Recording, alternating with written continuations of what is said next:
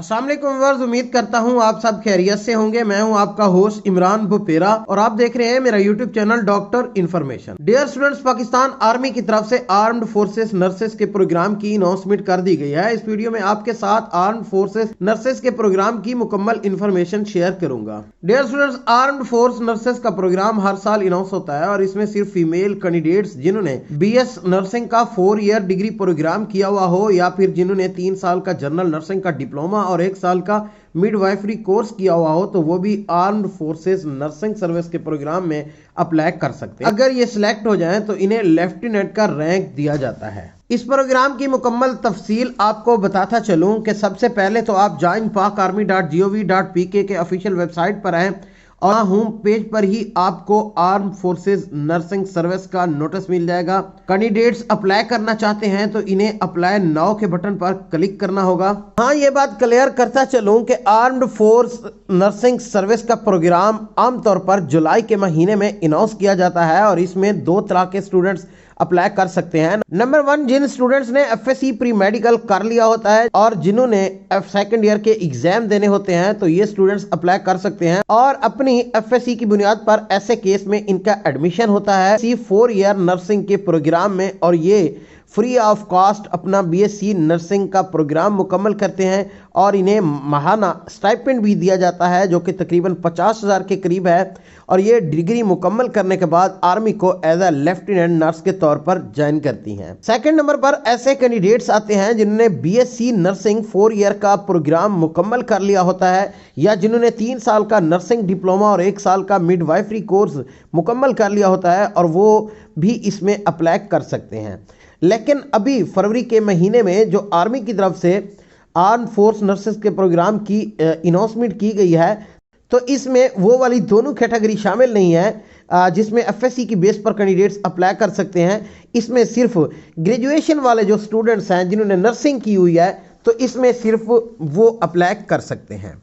इसमें अगर मैं एज लिमिट की बात करूं तो एज लिमिट में शामिल है कि ट्रेन नर्सेज यानी जिन्होंने ग्रेजुएशन मुकम्मल कर लिया है BS नर्सिंग के बाद तो उनकी एज जो है 18 से 28 साल के दरमियान होनी चाहिए और मैरिटल स्टेटस में मैरिड और अनमैरिड दोनों अप्लाई कर सकती हैं और जेंडर सिर्फ फीमेल होना चाहिए। सिर्फ फीमेल कैंडिडेट्स ही इसमें अप्लाई कर सकते हैं। इसमें अगर मैं फिजिकल स्टैंडर्ड्स की बात करूं तो इसमें मिनिमम जो हाइट है वो 5 फीट होनी चाहिए यानी 152.4 सेंटीमीटर तक होनी चाहिए और वेट जो है वो एज पर बॉडी इंडेक्स होना चाहिए।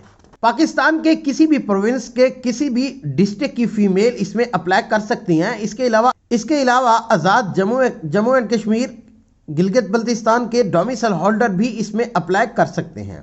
अगर किसी कैंडिडेट्स की डुअल नेशनैलिटी है तो उसे सिलेक्शन के बाद सिर्फ पाकिस्तानी नेशनैलिटी रखनी होगी, बाकी जो नेशनैलिटी होगी उसे सरेंडर करना होगा। इसके बाद एलिजिबिलिटी क्राइटेरिया की बात करूं तो BS नर्सिंग 4 ईयर का प्रोग्राम या 3 साल नर्सिंग डिप्लोमा और 1 साल मिडवाइफरी का कोर्स किया हुआ हो और इसमें उम्र की जो हद है वो 1 जून 2024 के मुताबिक 18 से 28 साल के दरमियान होनी चाहिए और तमाम कैंडिडेट्स की पाकिस्तान नर्सिंग काउंसिल से रजिस्ट्रेशन होना ज़रूरी है और ऐसे कैंडिडेट्स को प्रेफरेंस दी जाएगी जिन्होंने पोस्ट बेस से स्पेशलाइज्ड कोर्सेज जैसे ICU, OT या CCU में कंप्लीट किया हुआ हो।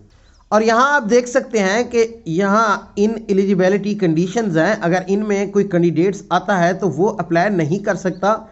जो इन एलिजिबिलिटी कंडीशंस हैं आप हमारी स्क्रीन पर देख सकते हैं।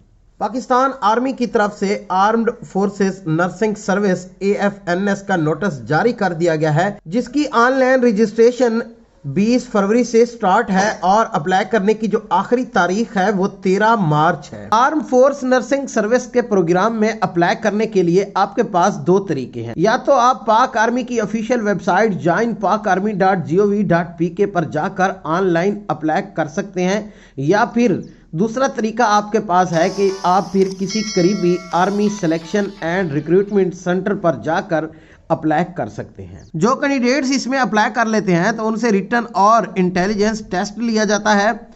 इंटेलिजेंस जो टेस्ट होता है उसमें सिर्फ क्वेश्चंस पूछे जाते हैं यानी वर्बल और नॉन वर्बल वगैरह पूछे जाते हैं और जो रिटन टेस्ट होता है उसमें मल्टीपल चॉइस पर मुश्तमिल क्वेश्चंस होते हैं और इसमें जो सब्जेक्ट शामिल हैं इनमें इंग्लिश, मैथमेटिक्स, पाकिस्तान स्टडी और इस्लामिक स्टडी और जर्नल नॉलेज शामिल है। इसके बाद रिटन और इंटेलिजेंस टेस्ट क्वालिफाई करने वाले कैंडिडेट्स का army selection and recruitment centre में फिजिकल और मेडिकल टेस्ट लिया जाता है और इसके साथ ही इंटरव्यू होता है। प्रीलिमिनरी टेस्ट की डेट के मुतालिक आपको एग्जाम स्लिप मिल जाएगी और इसी के मुताबिक आपने अपने रिटन और इंटेलिजेंस टेस्ट में अपेयर होना है। और इस प्रोग्राम में ISSB का टेस्ट नहीं होता और जो कैंडिडेट्स ये टेस्ट इंटेलिजेंस और रिटन टेस्ट क्लियर कर लेते हैं तो उनका GHQ सिलेक्शन बोर्ड की तरफ से फाइनली इंटरव्यू लिया जाता है और ये इंटरव्यू लाहौर, कराची और रावलपिंडी में होंगे और ओवरऑल कैंडिडेट्स की परफॉर्मेंस को देखते हुए GHQ की तरफ से फाइनल सिलेक्शन की जाती है। और जो कैंडिडेट सारा प्रोसीजर मुकम्मल करने के बाद फाइनली सिलेक्ट हो जाते हैं तो AFPGMI एंड रावलपिंडी और CMH खारिया में 6 हफ्तों की मिलिट्री बेस ट्रेनिंग करवाई जाती है और ट्रेनिंग के बाद कैंडिडेट्स को लेफ्टिनेंट का रैंक ग्रांट किया जाता है और फाइनली सिलेक्टेड कैंडिडेट से एक बॉन्ड भी साइन करवाया जाता है कि ये पाकिस्तान आर्मी को 10 साल तक सर्व करेंगी। 10 साल से पहले आप पाक आर्मी को नहीं छोड़ सकते। अगर कैंडिडेट्स चाहें तो बाद में भी अपनी सर्विस जारी रख सकते हैं। यहाँ आप ऑनलाइन फॉर्म देख सकते हैं। यहाँ आपको 1 बाय 1 एक एक करके कॉलम को मुकम्मल फिल करना होगा और इसमें आपको अपनी तमाम जो तालीमी सर्टिफिकेट्स हैं वो इंटर करनी होंगी। और ऐसे तमाम कैंडिडेट्स जिन्होंने नर्सिंग का प्रोग्राम कंप्लीट कर लिया है तो वो इस मौका से फायदा उठाएं और लाजमी तौर पर इस प्रोग्राम के लिए अप्लाई करें, क्योंकि अगर आपकी इसमें सिलेक्शन हो जाती है तो आप एक बेहतरीन कैरियर डेवलप कर सकेंगे। डियर स्टूडेंट्स, ये थी मेरी आज की वीडियो। मिलते हैं एक नई वीडियो में नई इन्फॉर्मेशन के साथ। तब तक दीजिए इजाजत। अल्लाह निगहबान।